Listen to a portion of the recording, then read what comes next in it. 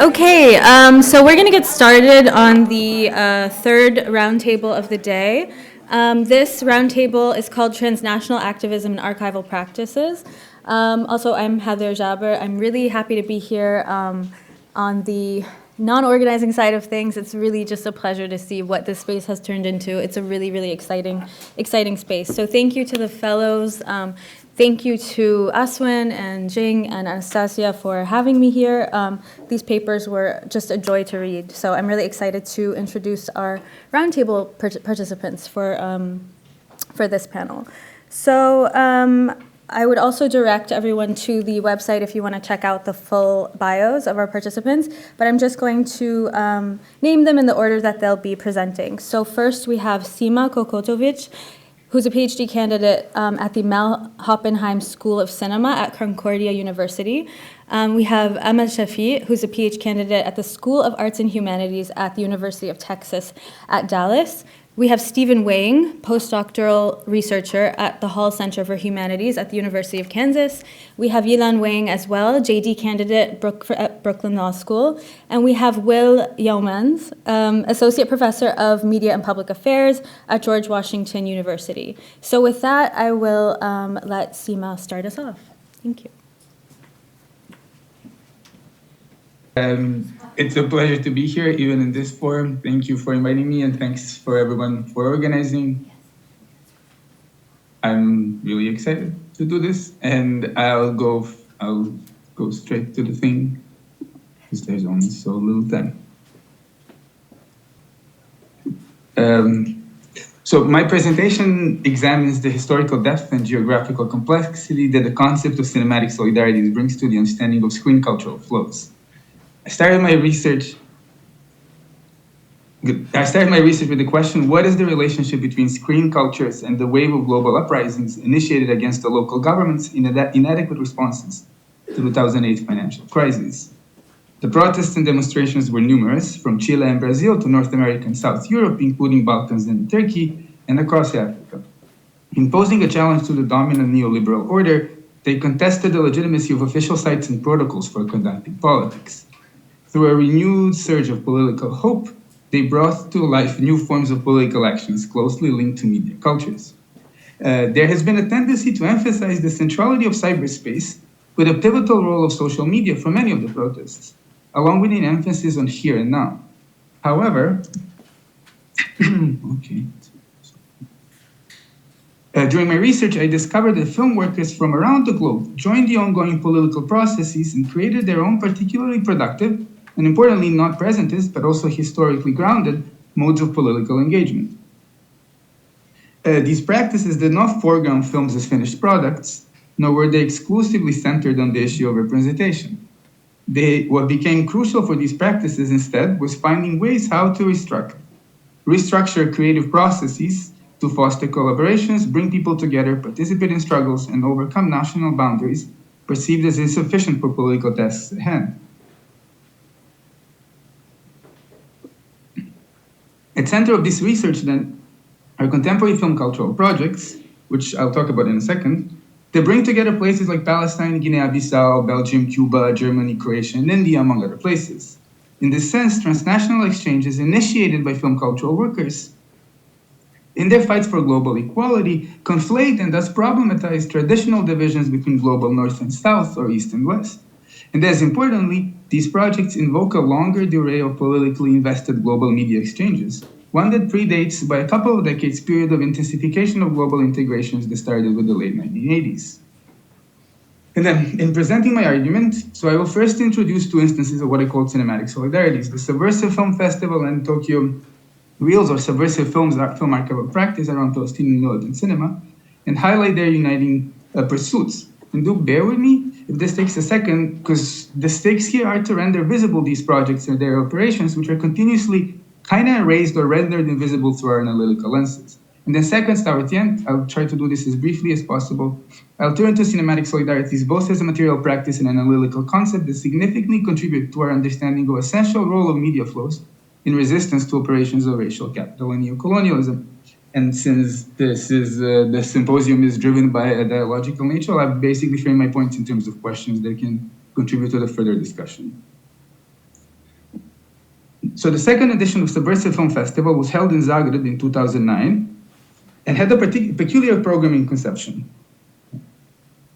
As part of the main program, for instance, Chris Marker's Last Bolshevik from '93 was screened on pair with Jia Zhangke's Platform from 2002 on the second evening of the festival. The former is a renowned leftist filmmaker's ode to Alexander Medvedkin, Soviet film experimenter and educator, praised for his agitational mobile cinema from the 1930s.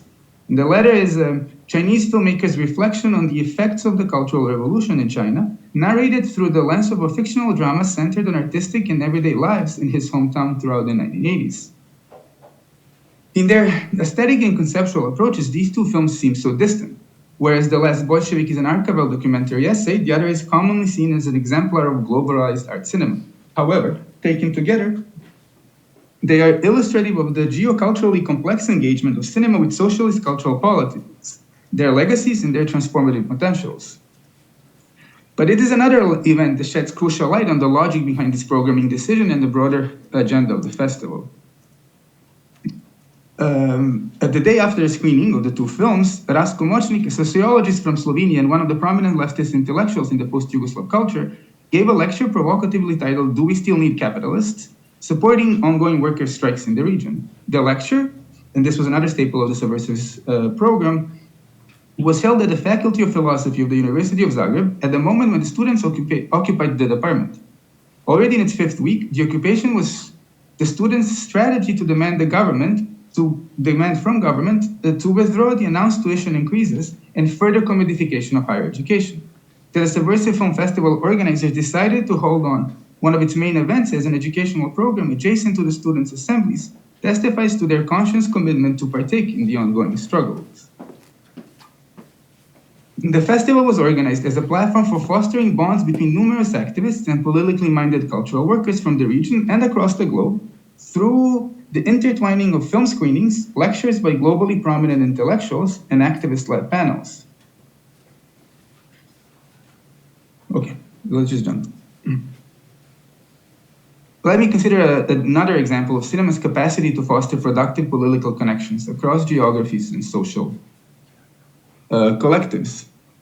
During a visit to Japan to promote his off-frame, aka Revolution Until Victory from 2016, Palestinian filmmaker Mohammad Yacoubi was approached by a caretaker of 16mm film collection of an unusual kind. All 20 films in this collection centered on intensified Palestinian revolutionary struggle against Israel's settler Israel's settler colonial project that took place from the late 1960s to the early 1980s. The struggle, not the whatever. Made by filmmakers from all over the world, the films were gathered and sent to Japan by Japanese filmmakers and political activists who went to Palestine and participated in the struggles. And Masao Adachi, like renowned Japanese filmmaker, was part of this crew. Once dubbed, these films were screened as a part of solidarity events in the Japanese activist networks.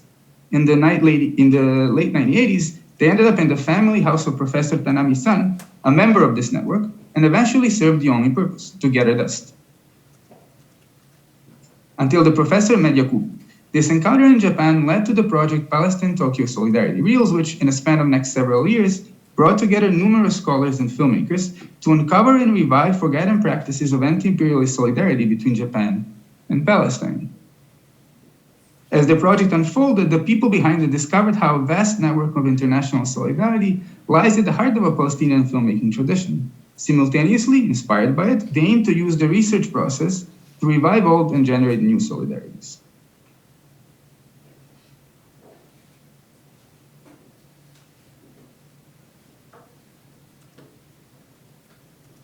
Okay, I have to run.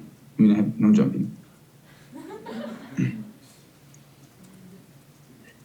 In highlighting the path for how we can think of film flows and infrastructures differently, cinematic solidarities that emerge from the Subversive Festival and Palestine Tokyo Reels project represent what I call organizational experiments, a strategic refashioning of film institutions and practices such as film festivals, screening programmings, film archives, and others to render them vehicles for political alliances across borders and cultures. The organizational experiments at the center of cinematic solidarities are twofold by nature. In providing a regulatory and infrastructural support for broader political processes, they simultaneously form distinct political and cinematic imaginaries.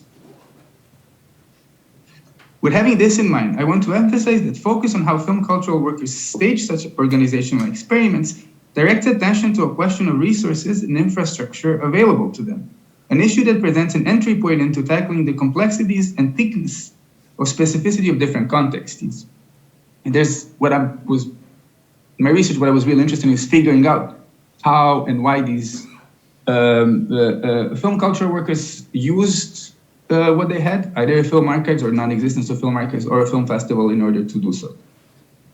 So I have two questions that I think will be productive to think about this. Is what does this focus on organizational experiments reveal? And how does it offer an entry point into working through and against an analytic lens attuned to the case studies from the West towards optics attuned to different localities and regions across the globe?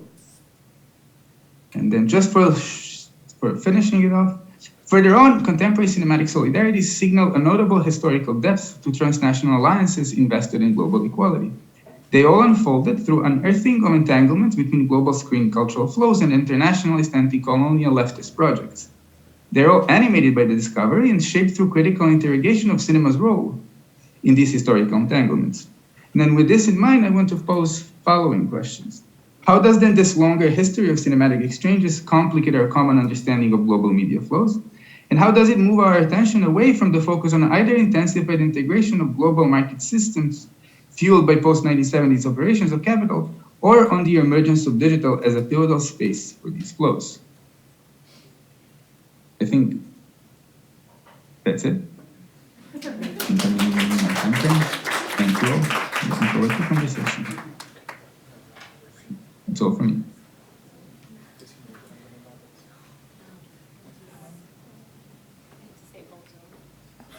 Okay, well, in a way, my paper is actually very much connected. I'll also be talking about a film festival, slightly different location. So my paper title is Caravan, Rerouting Transnational Feminist Collaboration Networks. It's a very fancy topic, but other than that, this paper introduces the film collaborative called Between Women Filmmakers, Caravan. And for simplicity, I'll just be referring to it as Caravan for the rest of this talk. Caravan was founded in 2008 as an independent initiative based in Cairo, Egypt, which aims to foster a space for Arab women filmmakers to advocate towards gender equality. In this paper, I analyzed this model of feminist solidarity and argue that it disrupts the hierarchy of the West as both the producer of knowledge and the target audience of the Global South filmic production. I first encountered Caravan in October 2020, the high day of the pandemic, through a Facebook announcement of a Q&A with the filmmaker Kim Longinatu. I have never heard of Caravan, but I've definitely heard of Longinatu. She's a very prominent feminist filmmaker. So I was intrigued and I wanted to see what's going on. Everything about this event was refreshingly disorienting. There was a promo trailer playing prior to the start of the Q&A with Longinatu, and it featured several clips of the 21 films included in the program this year. These films represented different production locations, such as Germany, France, Spain, Canada, Cuba, and Greece. Thus, the trailer was a fiesta of different languages featured in juxtaposition to each other and in an unexpectedly harmonious way. But it was also noticeable that Arabic has a very dominant representation in this clip. When the interview with Longinatu started, instructions to how to use Zoom were given in Arabic, and it was announced that simultaneous Arabic translation is available by clicking on the interpretation icon. That sounds like a given, but actually, this was a very unusual gesture, as I have gotten really used to the fact that even events based in Egypt take it for granted that English is the official language. Getting to know more about Caravan's work, I realized that they have always paid special attention to the accessibility of all their events to all Egyptians. Egypt is a very class-divided society. And one of the markers of class distinction is knowledge of English as a second language. Therefore, for Caravan to have their festival films available for free and with Arabic subtitles, is a socio-political statement by which the festival declares its class solidarity. Over the years, Caravan's Egyptian fan base has grown, and the founder, Amal Ramses, speculates, and I quote, "We succeeded to attract the attention of locals because all the films have been subtitled, all screenings are free, and we strive to invite filmmakers to meet with the audience after every film screening," end quote. I cannot emphasize enough the significance of having the films subtitled in Arabic, especially given the fact that even Cairo International Film Festival does not offer that for its foreign film selection. This phenomena begs the question of why any country wouldn't care to offer subtitles to its local language on its own local film festival. One possible answer to this question I glimpse in Shihab al-Khashab's anthropological work on the contemporary film industry in Egypt. As al-Khashab observes, the Egyptian film industry imagines the local audience to have been divided by class. There are two types of films which are produced for two different types of audience. First are the so-called commercial films, which are made for the popular Shabi population. And then you have the artistic films that are having mostly the festival crowd in mind.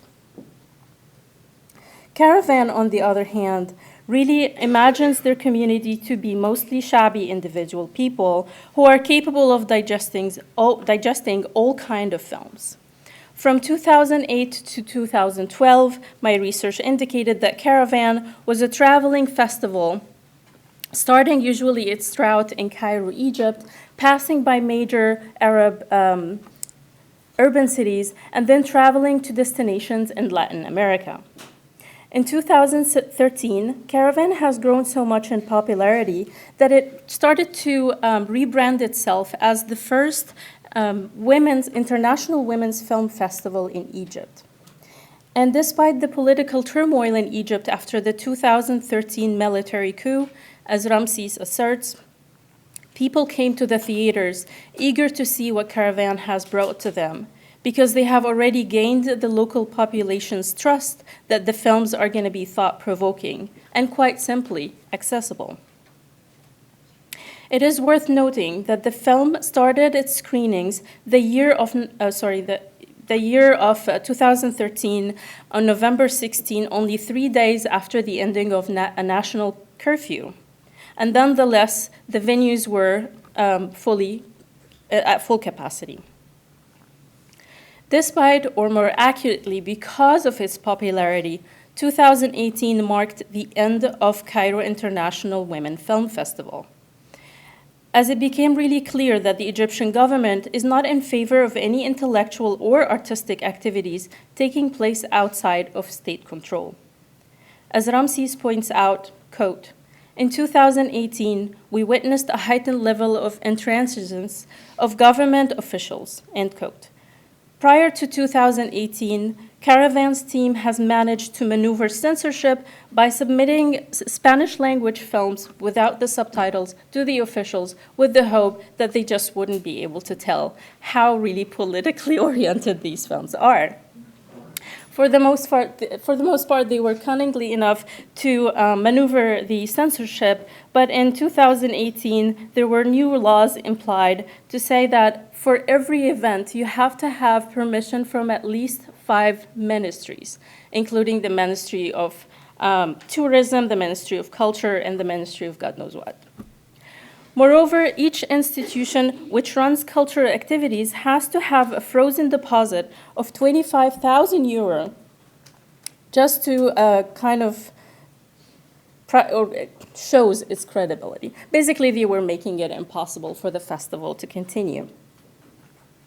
Caravan, as an institution, maneuvered political situation in Egypt, but what about gender? For Caravan, as it is for Arab feminisms, gender and politics are inseparable. This tendency to weave together gender and post-colonial political struggle is evident in Caravan's choice of films, which focus on labor rights, revolutions, instead of focusing on traditionally associated gender issues like reproductive rights or domestic violence. Moreover, Caravan's internal politics also is highly political. As Ramses asserts, Caravan has a strict policy of boycotting any collaboration with the Israeli government, but also with any Israeli filmmakers. Despite my sympathy for the intentions behind this decision, I read this as a sign of the limitation of transnational collaboration in this instance. This identity-based restriction assumes that individuals are fixed in their presumed political leanings. Moreover, as Ella Shahad points out in reference to her work on Israeli cinema, the divide between Israeli and Palestinian cinema is not easily defined. As Shahad argues, quote, the boundaries between Israeli cinema and Palestinian cinema are clear only to the extent that we endow each one with the overarching nationalistic teleology, end quote. But how are we to determine the purpose or the ideology of a film if it's not based on the content, but based on the identity of the crew? Following this logic, all collaboration between Israeli and Palestinian filmmakers, even if the film itself is pro-Palestinian, has no place at Caravan. And if I still have a minute, I've actually reached out to the crew of the film that has been banned. And they pointed out that they even suggested to withdraw the name of the filmmaker. The Israeli filmmaker decided to just take her name off of the crew, and that was not met with any leniency from Caravan. Other than that point, I have been following Caravan for 2 years and really enjoying learning about Arab women's feminism from so many different points of view. Thank you.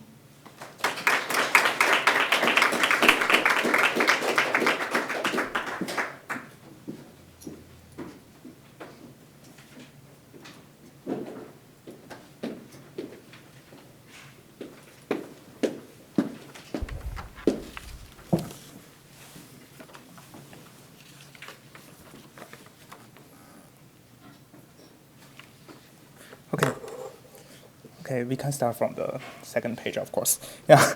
So, hello everyone. My name is Steven Yidong Wang, and this is my co-presenter Yilan Wang. We are not related, but we enjoy confusing people with our similar names. All right. So, I'll start immediately.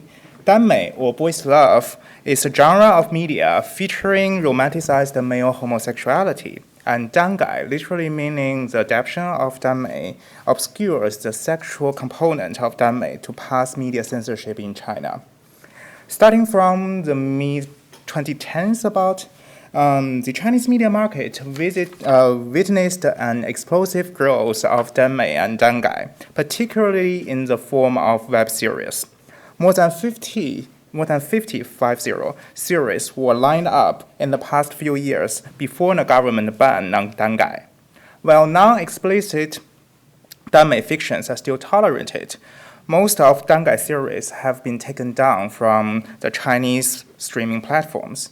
However, the popularity of danmei and dangai continues as many of these works were released in overseas countries. There are many factors contributing to the global success of Chinese danmei and dangai works. To list a few, first, besides the homoerotic storyline, it incorporates a wide range of cultures and genres. Second, it offers transmedia merchandise, including books, comics, animation, radio dramas, and web series. And third, it combines the strengths of corporate capital and fan economy to reach the mass audience. While the Chinese state imposes censorship that is queerphobic in nature, danmei and dangai productions are exported as a Chinese brand of queer media culture and rewired with other fan cultures globally. The queer gaze, in this case, is not only at the reimagined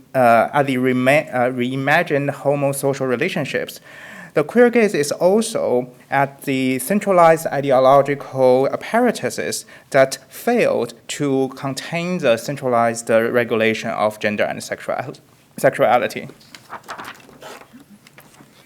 So here's our case study, 魔道祖师, which is, okay, this one, okay. was one of the most well-known Danmei fiction in China. Its most successful adaptation, which is this one, The Untamed, was a web series released on Tencent Video in 2019. Shortly after the conclusion in China, Tencent started to release the series on its YouTube channel. Since Tencent advertised The Untamed as historical fantasy, audience paid less attention to the romance between the characters at the beginning. During the same period, the animation adaptation of 魔道祖师 was officially released on YouTube. Labeled as boys' love animation adapted from a famous Danmei novel, the animation attracted the attention of Japanese boys love animation fans. Knowing that the uncensored version of the novel contained more explicit depiction of intimacies between the main characters, novel fans started to upload fan-translated English version of novel on novel updates. As the novel and the animation gained traction in the international market, The Untamed started to tag itself as a censored adaptation of same-sex original work. The plot discrepancy between the original and the adapted versions as the result of Chinese media censorship became a selling point that introduced audience to a transmedia fandom. The marketing strategy also attracted the attention of queer media. Several other adaptations were internationally or regionally distributed, as shown here. With the success of global transmedia distribution, international fans showed deep engagement and created a high volume of fan works on fan creation website Archive of Our Own, which is here. So capitalizing on the previous success of The Untamed, Word of Honor. The publicity of Word of Honor referred to the series as another Chinese boys' love drama and highlighted the relationship between two male actors. After using this marketing strategy, Word of Honor quickly gained attention internationally. Only 3 days after its premiere on YouTube, Word of Honor had fan-translated subtitles available in 8 different languages. Several commentators claimed that it openly expressed the devotion between two men.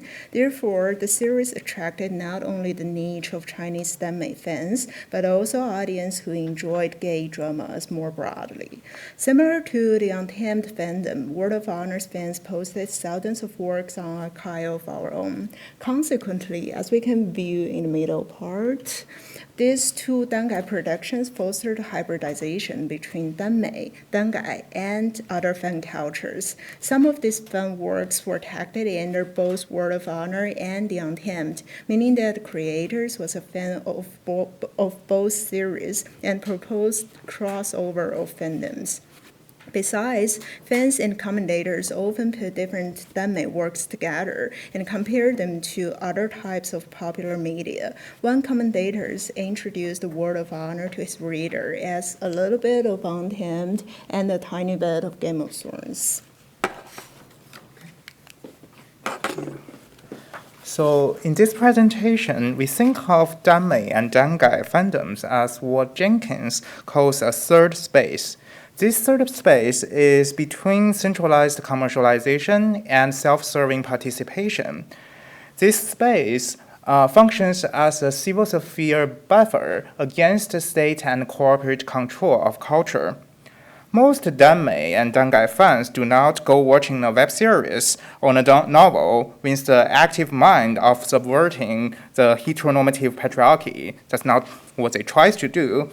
But the heavy-handed censorship by the queerphobic Chinese state unintentionally makes visible the power structure enabling heteronormativity, and this kind of environment, censorship environment, evokes insubordinate fan activities. So ironically, by making Danmei and Dangai a cultural taboo, the state entices curiosity and resistance. And as a result, corporate capital started to cultivate international markets. With or without explicit political awareness, transcultural Danmei and Dangai fandoms become a counterforce against centralized control or regulation of gender and sexuality. As fan communities grow globally, Danmei and Dangai outperforms other media exports that are supposedly represent the proper China. The fact that Danmei and Dangai as a media genre takes shape while being censored in China, adapts to different fan cultures, and redevelops itself into a global cultural phenomenon, speaks to the non-linearity of queer popular culture. And this kind of transcultural phenomenon is beyond the dichotomous understanding of East to West cultural influence or vice versa. Such non-linearity alludes to what Aguchi describes as the impossibilities of queer Asianists in the present time. That's the end of our presentation. Thank you all for your attention.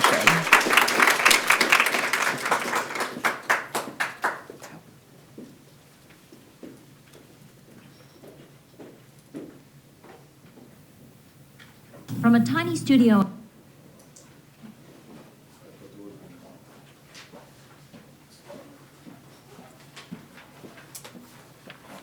Hello, everybody. So I'm working on a multimodal archival project, so I get to start with a video, and then this will give you background into the subject of my research, and then I'll talk over the second half of the video to give you a sense of the methodology. In Hollywood, it's Arab American Television, a new network sending out pictures and information by satellite.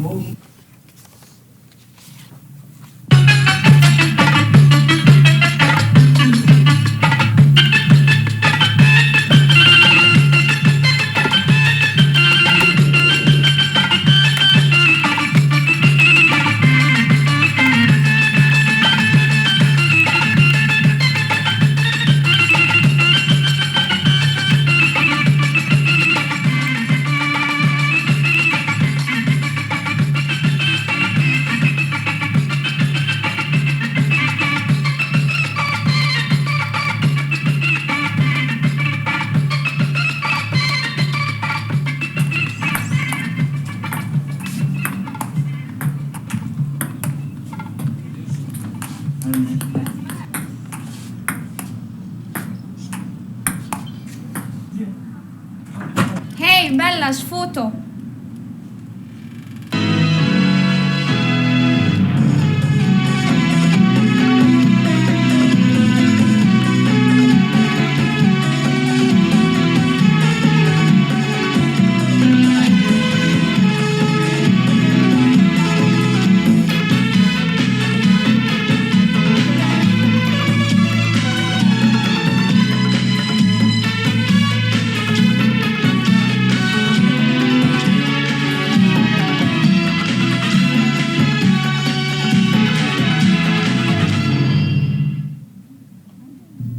I'm from Egypt, Cairo.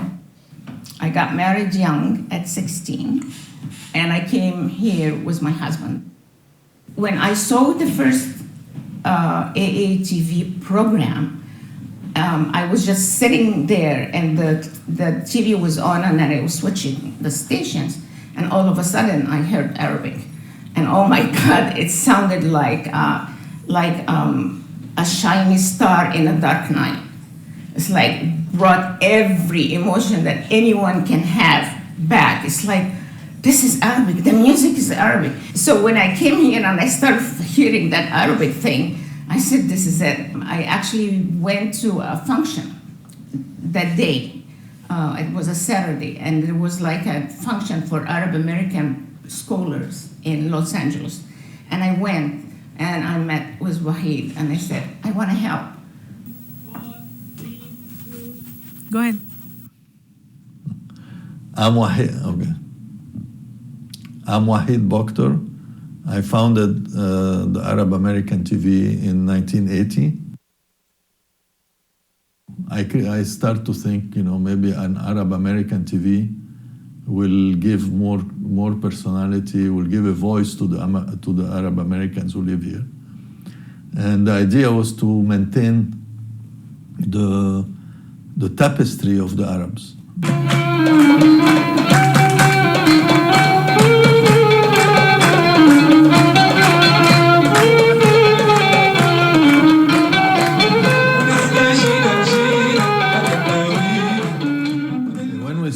actually it was like half an hour only. Didn't have a plan. We just decided to do something for Arab Americans. So we covered anything that happened in the community. Then little by little we start developing, local news in English. Probably some of the best grape leaves you'll have in Southern California that night at the church. Then news in Arabic of the Middle East, what's happening.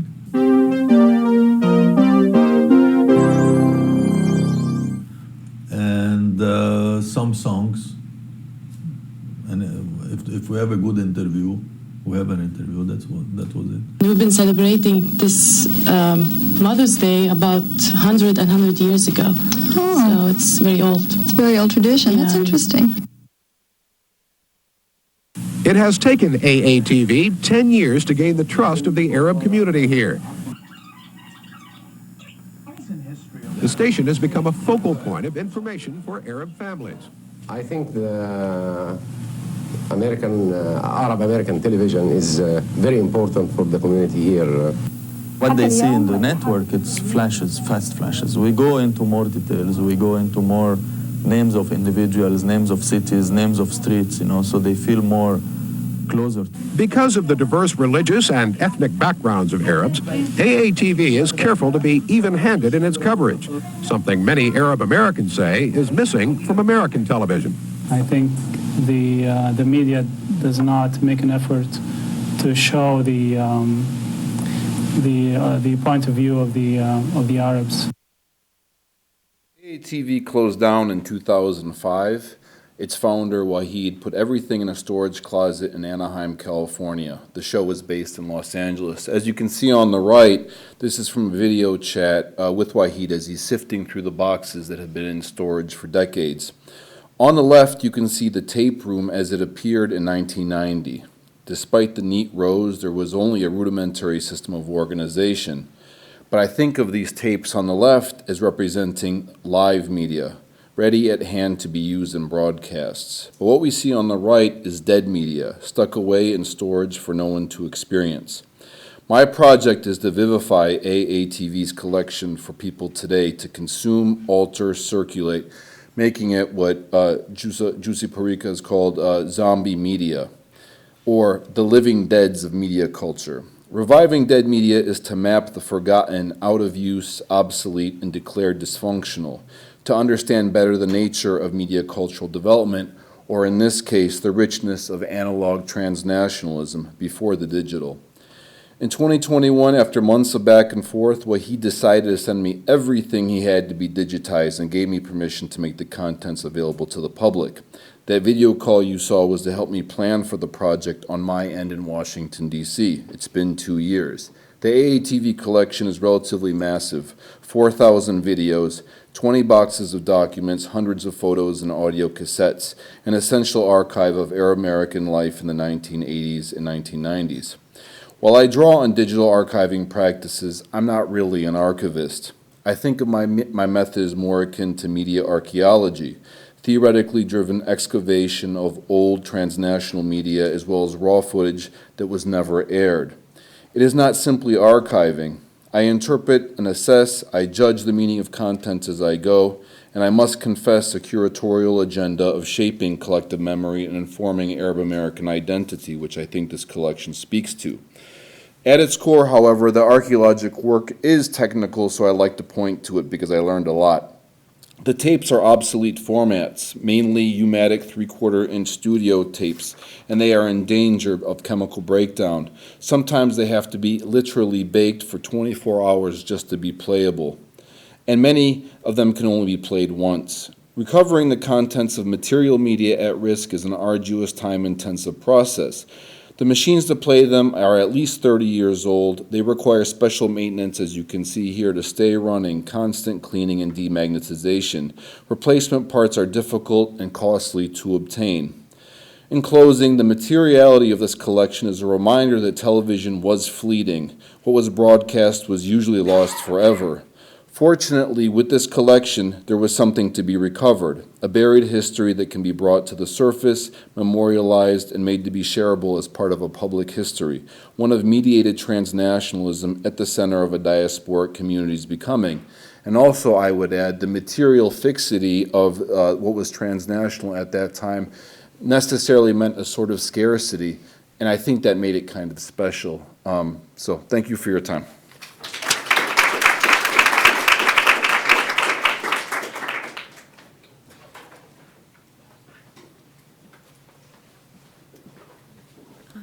So I'll now invite all the panelists up to do the Q&A section of this. I'm really excited to be in conversation with you about the themes that came out of these papers. And so most of my questions are focused on all of you. So they were inspired by, themes from 2 or more of these papers, but I think that all of your projects can really speak to them.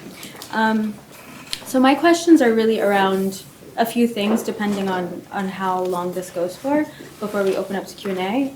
Archives, Orientalism, and depending on where the conversation goes, either audiences or translation. So the first question that I want to think through with you is about archives. So archives in these projects are tied to ideas of preservation for a purpose, and that purpose is not always clear-cut because this can sit at the intersection of several different bodies. And while archives are future-oriented, they also carve out imaginaries in the present moment. So Will, I think in the Arab American TV programming that you're handling, it's a very delicate process to sort of render these things digital. But you also say that you feel that this goes beyond archiving and towards the curatorial. Amal, Caravan archives these sort of contextualized discussions of feminism and sort of feminist filmmaking. And then, can Sima hear me?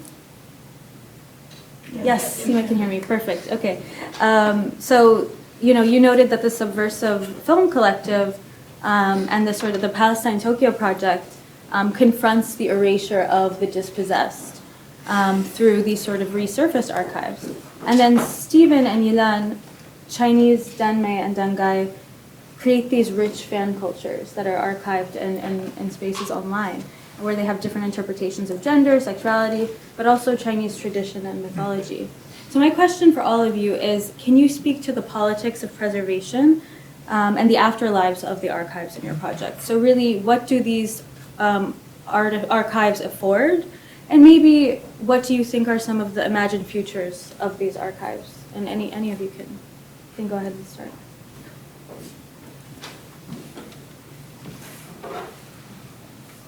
Do we want to go with the order of the presentation?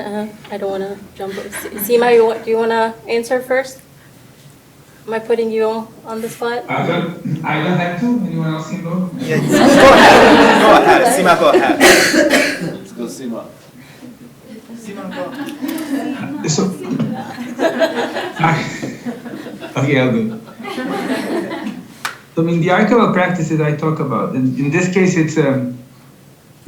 it's Subversive Film Collective, right? But other practices I work with or I talk about or the projects are also like practices that try to revitalize and bring to memory different forms of filmmaking practices that existed during the 60s and 70s in the liberation struggles. So all of these practices are political in twofold manner for me at least. On one hand, they counter these erasures, right? Because these erasures have been actually systematic, both in terms of popular imaginaries, but also infrastructural ones, right? These infrastructural erasures play out differently across the globe. But on the other hand, they're politics that speak to the contemporary moment are politics that are configured towards generating transnational solidarities in the process itself, right? Many of these, let's say, archival film researchers or archival filmmakers are really invested in excavating and reanimating, making alive again the similar kind of solidarity, similar connections that existed in the 60s and 70s while these films were being made, right? So in the kind of sense, they create a new transgenerational solidarities on one hand, but on the other hand, as they carry out their research, right? Because it's a long research, it lasts for a long time, it involves so many different steps. As they do that, they try to engage as many of, let's say, similarly minded film archivists themselves. I think that's. Thank you, Sima. Thank you. Yeah, the question of archive is really important in my work because I work on representation of women, specifically Middle Eastern women, and I find myself only like going to one database, right? This is Women Make Movies, and that's it. And while I really appreciate their work, I have been noticing that there are patterns in there that I'm not excited about. I teach transnational cinema, and I find myself forced all the time to teach about circumcision or about domestic violence, about women who are victimized all the time. And then I discovered Caravan during COVID, and I keep waiting for the gender, I keep waiting for the victim, and it just doesn't come up. And I was like so disoriented with this new archive that is showing me my culture in a really different light. And then I wanted to jump into that and start to assign these films to my classroom here in the States. But then the translation is into Arabic, right? So it doesn't really work for my classroom. So that was another refreshing point, that I'm not the center. Where I am is not the center. And that there's a lot going on somewhere else that I can learn from. Between Women Filmmakers Caravan does not really own the copyrights to have these films available as a database for eternity, but they do have access to the Q&As that are available to everybody. So if you go to Between Women Filmmakers Caravan, you will find the interviews with every filmmaker that they had from 2020 until today. And they have a weekly program and a monthly program and an annual program. So it's such a wealth of an archive that there is a video of me talking to Longinatu being in my pajamas because I didn't know it was going to be recorded, right? So here I am talking to the most important feminist figure, telling her, why are you making fun? Oh, sorry, not fun. I take that back. Why are you making films about other people? Why are you not making films about women in the UK? Why are you not making films about yourself? And she was really open to that. And she's like, I actually made a film about kind of my family by doing a film about the mafia. So I felt like this is personalizing the idea of a woman filmmaker. And we're really talking to each other. This is a discussion between women, not about women.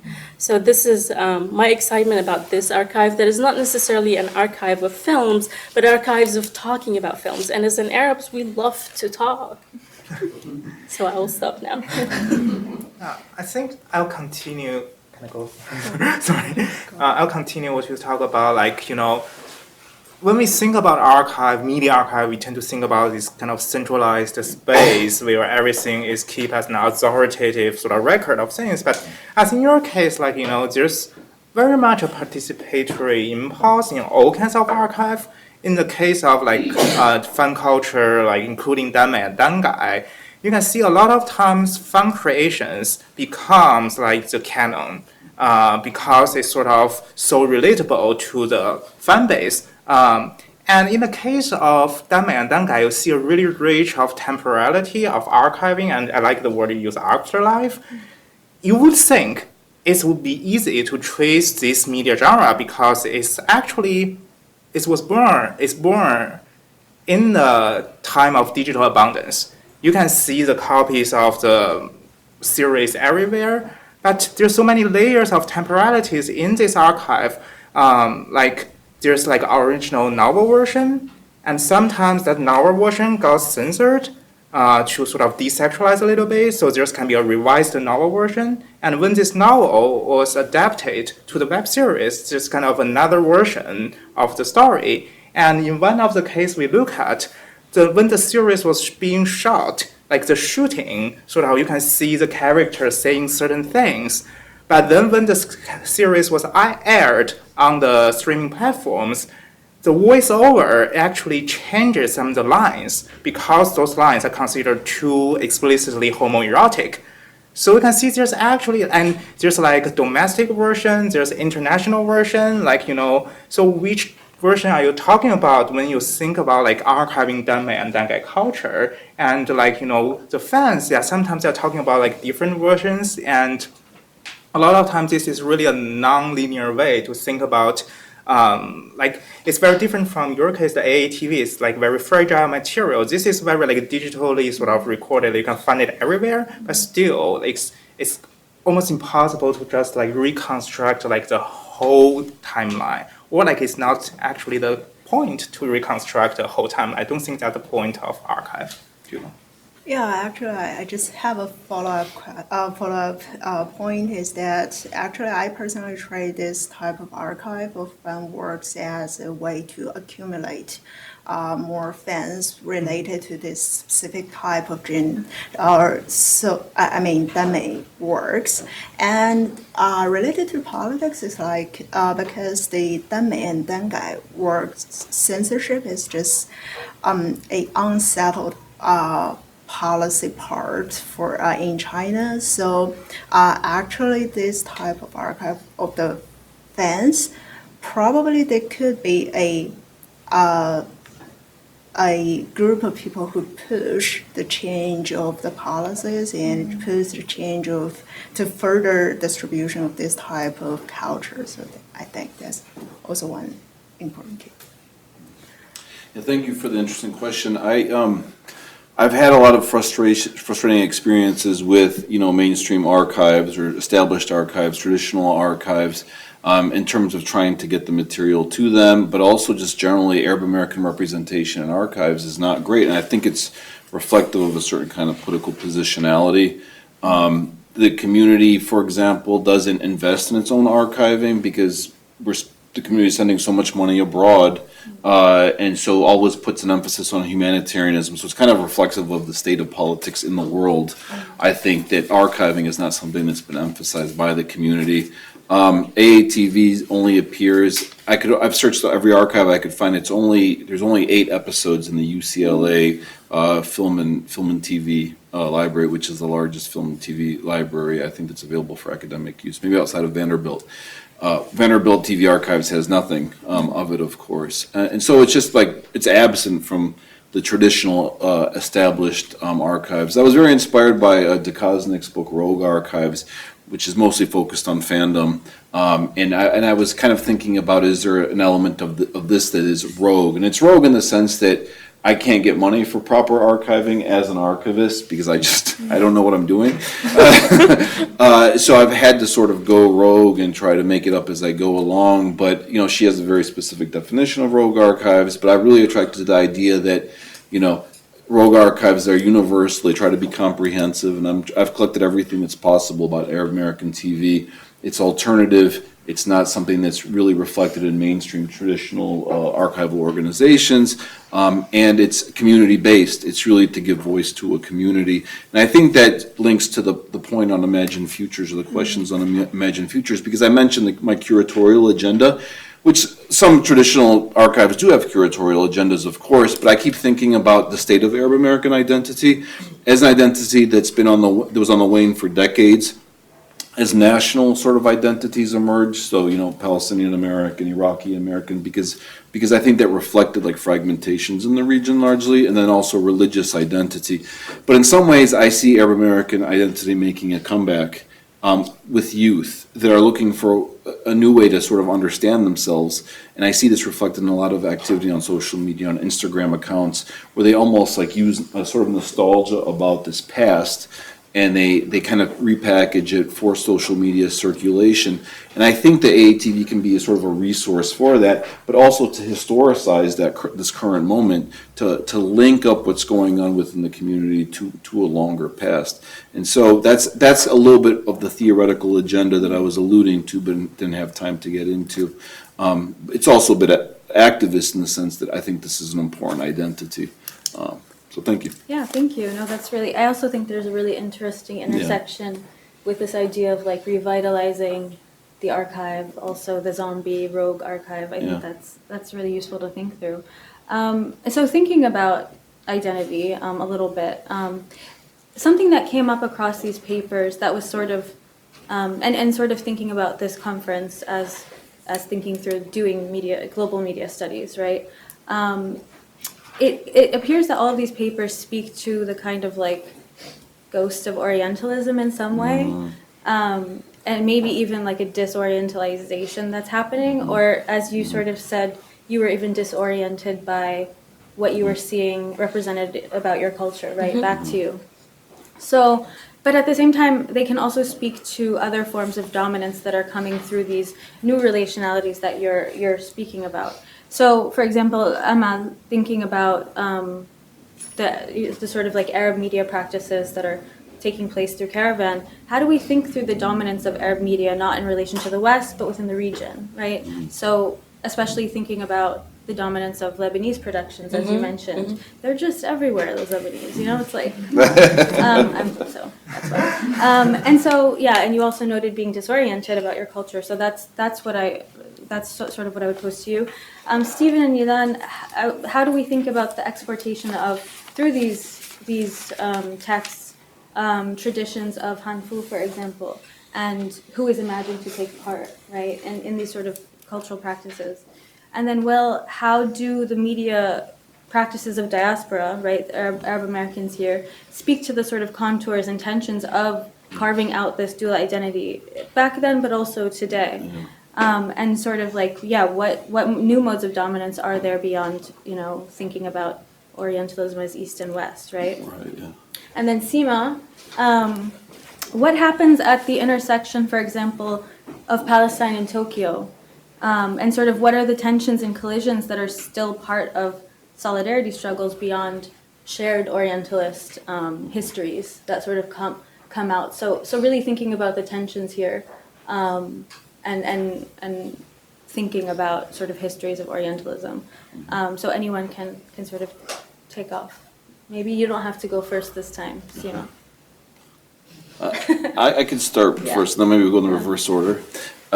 So that's an interesting question, because one thing that really stuck out to me is the extent to which Arab American entrepreneurs and sometimes the program itself engaged in almost like a self-orientalization.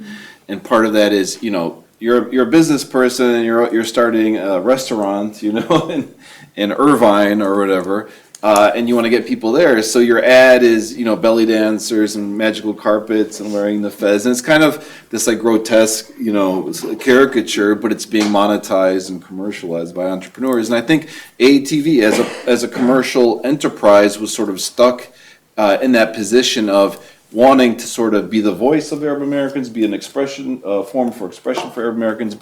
So in a way was trying to show that we're not like the Arab stereotypes that are on media, but then on the other hand, recognizing sort of that sometimes commercial viability in a larger cultural space requires, or you know, not requires, but maybe it's more profitable to sort of engage in some sort of self-stereotypical behavior or representation. So it's not, there's not a simple answer to that, because they're not going to turn down an advertisement just because it has negative depictions, because they kind of can't. They don't have the political economic privilege to say no to advertisers. But that's one thing that's really interesting. Like, there's a lot of belly dancer footage that is just like, it's like you saw a little bit of in that clip, but it just really speaks to that sort of self-orientalism. Well, the economic imperative is a helpful thing to think about.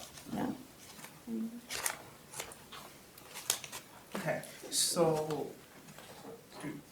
So I think in the context of Chinese queer media representation, so I remember doing like field work and interviewing in China, and it's been like a sort of debate or like troubling discourse to think about queer identity as something that is imported from the West. And actually the state, like even in the censoring of Dangai, the Chinese state is trying to say, like, you know, this is Western ideology, this is not something proper for the Chinese audience. There's a little bit of that. But like in my interview with LGBTQ community, like some of the community members says like we want to have some non-Western, like Chinese queer representation, but it's so difficult to have any. And in this case, just if you know, like the content, if you look at the content of Dame and Percent, it's not necessarily very queer. is sort of designed for a straight female audience, and a lot of times it's even like, and in the production of dangai, there's even like a lot of privilege given to the male characters over the female characters. So, but like what I'm trying to say, like this is the closest thing to queer media representation in the Chinese mass audience market for a while. And it's becoming this kind of global popular media genre, this like most successful Chinese media experts in the past 20 years. And it's not just a media genre, but it's also like a model to make money out of it, like a quick sort of production model. If you think about that as like, Eastern to Western flow, but it's actually I think for me, it's more like it's already product, like dangai as a genre and a production business model, it's already a hybridized thing that it sort of borrows a lot from like, there's like Omegaverse in Denmark. In Denmark, it's like something totally Western, and there's like other sort of genres in there. So I don't think in this case, yes, of course, there's like this colonial and Orientalist legacy there. But in here, it's like what makes it really queer, even more than the media representation, is like how this kind of genre start as a cultural hybridization, because of the censorship. Yeah, I agree with that, and I also think about, you mentioned about like Hanfu, and actually in the cases with Word of Honor, there's also a mixture of different like Chinese poetries and also a lot of like Chinese culture stuff trying to mix with this type of exploitation. As he mentioned, it's really the most successful cultural exploitations within 10 years. So actually, I think there's different group of people pushing these types of exploitations. I think it's when adding more factors into it, it's more like the case for ATV is more driven by the capital, driven by the economy, instead of driven by the interest or like trying to find out what's uncensored. It's more than that. Yeah. And in this case, Chinese culture is like, we call it traditional Chinese culture, but it's actually very postmodern. It's something like we recreated at the contemporary time for consumption. So, yeah. Yeah.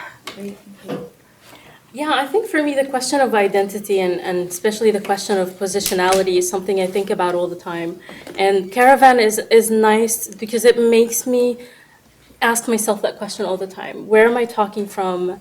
Why am I thinking that way? How is my training and the institution I belong to is affecting me self-orientalizing myself and expecting to see something from Arab women, and how what I didn't find was refreshing. And then, of course, because we have the domination of the Egyptian industry, right? The caravan starts in Cairo. There is this domination of the Egyptian industry, but that domination is also winding down, right? Lebanon is now leading, but Lebanon is leading in the documentary front, right? And then when we have healthy discussions among us, that's where the real work comes in, because then we get to question this. Why are you interested in this? Why am I interested in that?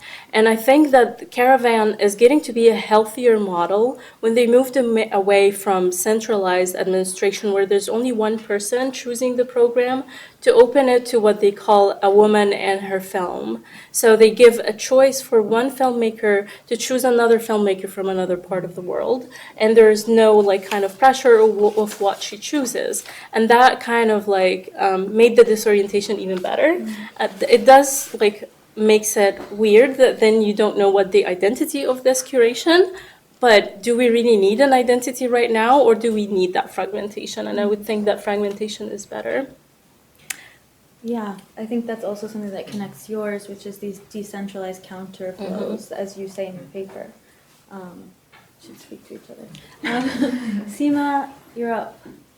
The tensions, to my knowledge, throughout the project, the Tokyo Reels, the tensions were the ones that come from the real world, right? There were not much tensions as the project developed in terms of collaboration with anyone.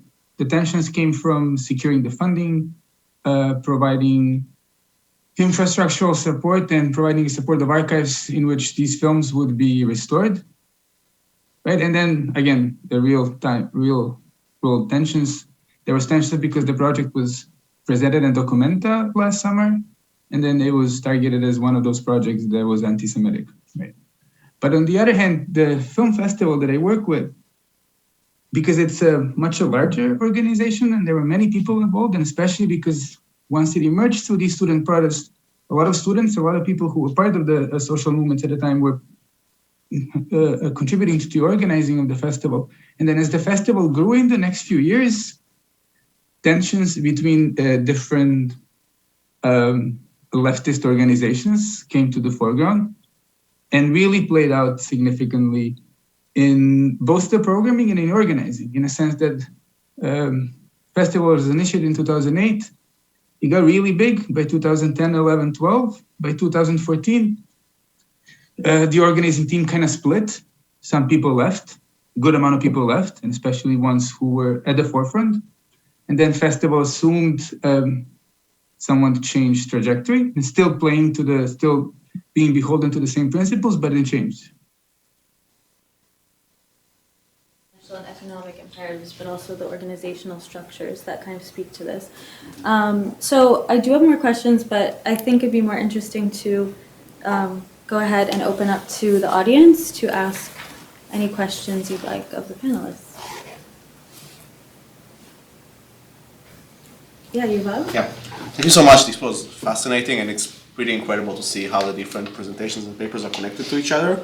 One of the really interesting themes that came up in all of your presentations was this really strong tension between the local and the transnational. So you were talking a lot about, for example, how the local helps you be authentic. It makes you relate to people's everyday lives. It makes your media products affordable, right? As opposed to the transnational or the global that helps you circumvent censorship, for example, or helps you, if I'm related to Sima, create networks of solidarity. So how do you think about, or if you're talking about the diasporic is maybe somewhere in the middle of these two things, right? So how do you think about this tension between the local and transnational in your work?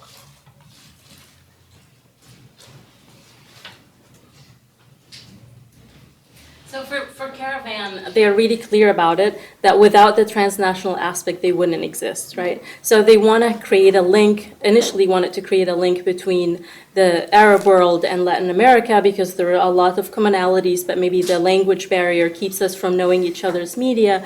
But at the same time, she said, Ahmed Ramsi said that they had to pass by Spain for funding, right? So the reality of funding is really we're never outside of that question of who's paying and how does that affect our work. But at least she said that they can live what Spain is expecting of them. That they probably have never thought about going to North America for funding because then it would be a different kind of politics.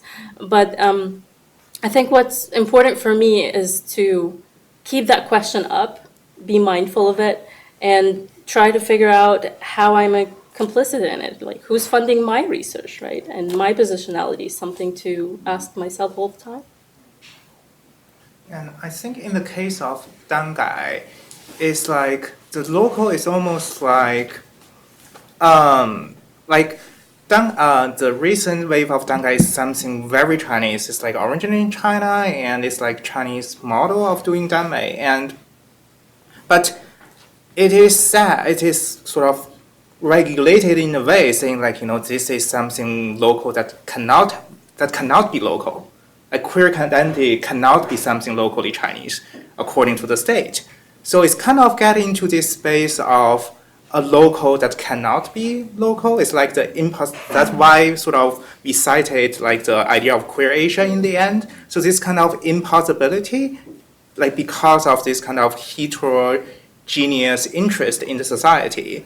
And the transnational part is almost like, in this case, like the grassroots, like the fandom part, it's happening all the time. Like the transnational, transcultural fandom exchange, like between Danmei, Dangai, and /culture in the West. But like from the top-down part, it's actually the companies, they become very invested in exporting this media because they are encountering this difficulty of censorship in the domestic market, partly because of that.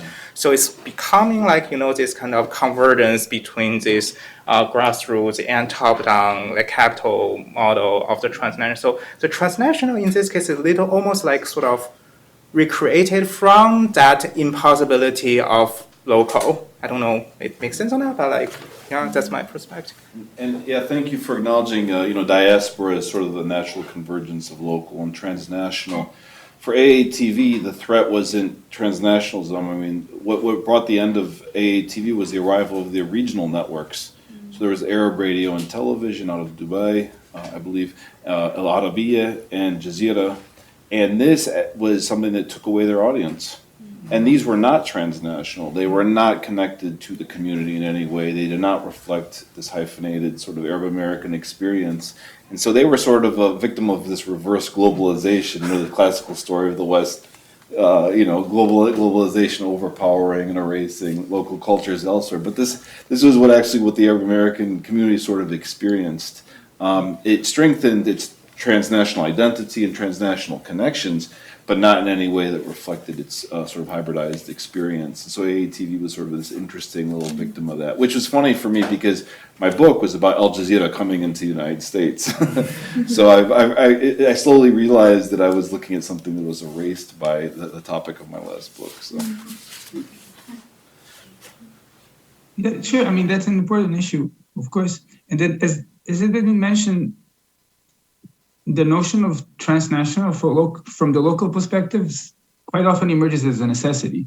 For me, it was easy to parse out this relationship because I just followed the film workers I worked with, and also they were aligned with different kind of political activists. And for many of them in the past 10, almost 15 years, they've all been very certain about necessity of larger fronts in order to prevent any of the forms of injustices that they've been facing in their own environments, right? Building of larger fronts where you would connect someone from north of Africa to someone to Chile was a necessity, right? In order to come up with a larger front that would make certain kind of efforts, right? And in the past 10 years, several organizations emerged through this, right? Like Progressive International, I'm thinking, but just like really kind of political organizations that have emerged through a wave of these kind of protests in order to present a front that on international level can try to impede either local operations of local government that are detrimental to the populations or international organizations and such. So in that kind of sense, transnational emerges as a necessity. Other questions? Yeah, I was curious with Danmei, if there's any women-centered ones, because you were talking about how, it's a lot of homoerotic work with men that are geared perhaps to straight women. So I was wondering if the converse is true of women, like queer women, lesbians that are maybe targeting straight men or something to that effect. Actually, currently, most of the censorship is related to the same-sex stories between two males. And also, it's actually because of this censorship policy, it's just one-sided. So currently, a lot of production companies are trying to adopt some of the girls' love stories, and they haven't faced any censorship now. So actually that's I would say a new commercial commercial area that companies are hitting to. And it's also like, I think it's referred to some of the, actually the censorship guidelines in China is a little bit behind the market. So if there's no one really reporting that, these two females are having some more than a traditional friendship, if there's no one really reporting that and there's nothing so outrageously caused, then probably for a certain period of time, there won't be this type of censorship. Yeah, and also like the censorship is almost like the male homosexuality is more visible and more heavily censored because it's sort of both queer and a challenge to patriarchy. It's like the reverse in the pornography. Like you have female on female, like lesbian porn for straight men to consume all the time, but like gay porn is kind of another thing. And here's like, Dangai originally started as something like it's a female gaze to romanticize not actually gay relationship, but it's like a female sort of reimagination of heterosexual relationship as embodied into men, because the heterosexual relationship is in reality is so bad. It's like, according to this, it's like the gender dynamic is so bad. It's a weird thing. Like, of course, this gaze is very constrained by the patriarchal, like, why are you putting two men there, not like two women? But like, so it's a lot about like gender perspective. So the phenomenon Yilan is describing is partly sort of this gender perspective is playing the politics there. And, but in terms of like production, there is it's a lot of like girls' love, like even in the platform Xinjiang, there's a lot of girls' love. There's a separate category. And in that last sentence, for consumption, the boys' love Danmei has a pretty big audience base in queer women as well, according to my interview and research. I'm not diving too deep into that yet, but like it's not just for straight women. Yeah. Thank you so much to the co-presenters and the moderator. So I'm still trying to make sense of my question in my head, so it might still be a little bit chaotic. But so my sense was each of your presentations both worked towards a particular term or endorsed a particular term. So I'm thinking, for instance, of solidarity, right? Cinematic solidarities as an aspirational term, but also a practice. I think you were saying material practice and analytic, and then the feminist film network, that to me seemed to be also about a politics of access very much, right? And then, Will, you were speaking of, well, there's really a buried history in there, and then and then the two of you spoke of kind of a transnational engagement with queer Asia. So I think I would just like to hear more about these specific terms, right? Like, what exactly does solidarity mean? Or maybe there is not. I think the point is also that there is not a single definition of this term, right? Solidarities, I mean, you were also speaking of an organizational experiment. And experiments are so precarious, right? They can also go wrong, or they can just take unexpected shapes. And then, yeah, I wonder, is there a history, or what is this buried history, right? Or what is queer Asia? Or is queer Asia intrinsically transnational, or do you think it's more important to just, or is it more transnational access to a queer Asia? I wonder if you had thoughts on any of those.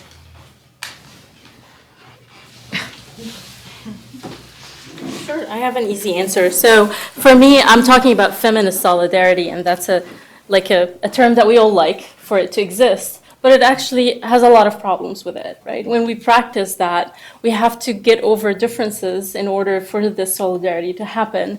And I usually find myself, because of my accent and who I am and what I'm working on, at the end of receiving the compassion, right? So I got tired of it.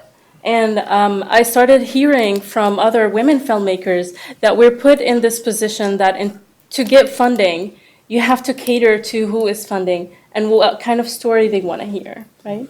And I couldn't find that written anywhere, so I couldn't really claim it in my research until I finally spent 2 years talking to Arab women filmmakers, and that became a common theme. So what we're getting from this solidarity, that is Spain is paying for it, thank you, Spain, but we are supporting each other, looking at each other's work, talking about each other's work, even when that work is problematic.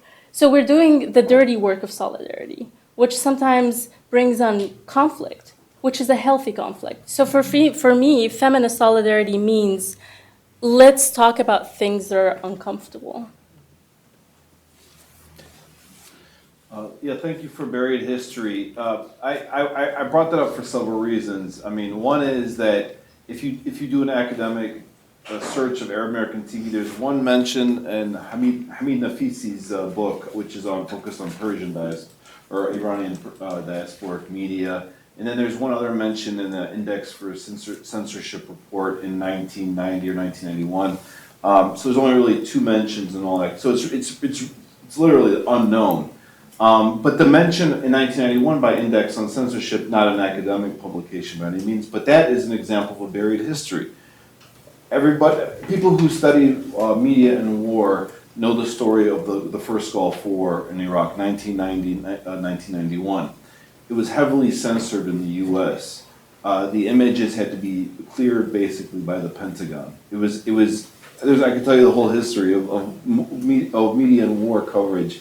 But no one knows, and there was no way to find out except for maybe this one report that Arab American TV broadcast images from Iraq outside of the censors, and these were images of casualties and fatalities, and that Arab American TV came under political pressure for broadcasting this stuff, and the station that hosted them actually cut their signal the following week, and then subjected them to new program review boards. I didn't know about this history, and I had studied coverage of that war closely. Right, and that's only one anecdote. There's so many more stories that come out, and these are all sort of really not a buried history, but buried histories, buried stories, and the fact that people who grew up watching it didn't really seem to talk about it, and then once I started sharing clips, all these memories poured back. So it's absent from the collective consciousness. Arab American population at large doesn't even really know about it, and so I'm hoping to excavate these stories and these histories to bring it back, and also to sort of acknowledge all the work that all these individuals did in making this weekly broadcast happen. So that's what I think about buried. It goes with the archaeological sort of theme of excavation, of bringing up and making meaning out of what is sort of was a historic broadcast, right? So just a quick clarification. I didn't got time to explain the theory. Like Queer Asia theory is not about there's a universal queerness about Asia. It's about to use sort of Asia as a geographical metaphor, as a geopolitical metaphor to think about how unstable all the discourses around identity state are. It's like there's a queer vibe in that Asia metaphor. So. But in terms of solidarity, I would just say one quick thing is, in the case of Dangai, there's like weird queer straight solidarity, not necessarily from the content. Like the content, it's like romanticize the gay homosexuality, gay men in real life do not like that. Like we are as bad as straight men in many ways. Like in the experience of censorship, in the experience of the transcultural fandom, there's a sense of the women audience sort of they're projecting their own sexuality to this media consumption, and then it's got censored for them. There's no reason, they're not queer, but for somehow things they love, things they desire, the shape of the desire becomes a problem, becomes treason even sometimes. So that experience becomes a kind of foundation for solidarity. And this is also we see increasingly there's more queer men, like LGBTQ people, started watching these shows because they are just good shows in general, not just because of the depiction of homosexuality. So this is sort of a weird sort of foundation of queer straight solidarity in this case.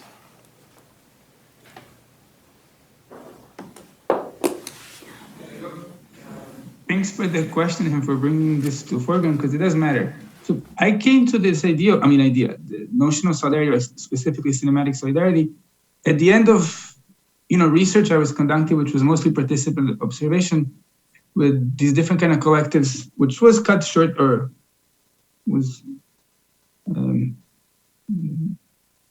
it was screwed by pandemic, right? So it prevented some of the events I would participate in. But I realized that through their efforts and the way of how they're describing what they're doing, solidarity emerged as this formation that they're really invested in. And then on the other hand, notion of solidarity has came to the foreground for a good amount of political theorists and especially historians who've been looking into the relationships, global relationships that have developed post-Second World War across the globe, right? The ones that were spearheaded by decolonization movements, who were embodied by, for example, non-aligned movement or tricontinentalism and stuff like that. So the way how I've been trying to understand what can lie at stake of this category, which I'm kind of reframing in dialogue with many different scholars at the moment. To me, it's like, what's at stake? What does this category allow us to understand about the way how media flows, right? I mean, in this specific context, cinematic culture, how it flows, but and also how it is constitutive for really important global interrelatedness that we always forget about or we never talk about, right? So in that kind of sense, that was mentioned already. Like we can think about it in terms of, globalization from below, right? In a way of how these connections happen by not being driven by either capital, right? Or by, that's enough. Position to that. Below and solidarity is a really good place to leave this because we're out of time, unfortunately. So I just want to let everyone know that the next roundtable is at 4:30. And yeah, I hope you enjoyed. And thank you. Thank you. Roundtable participants.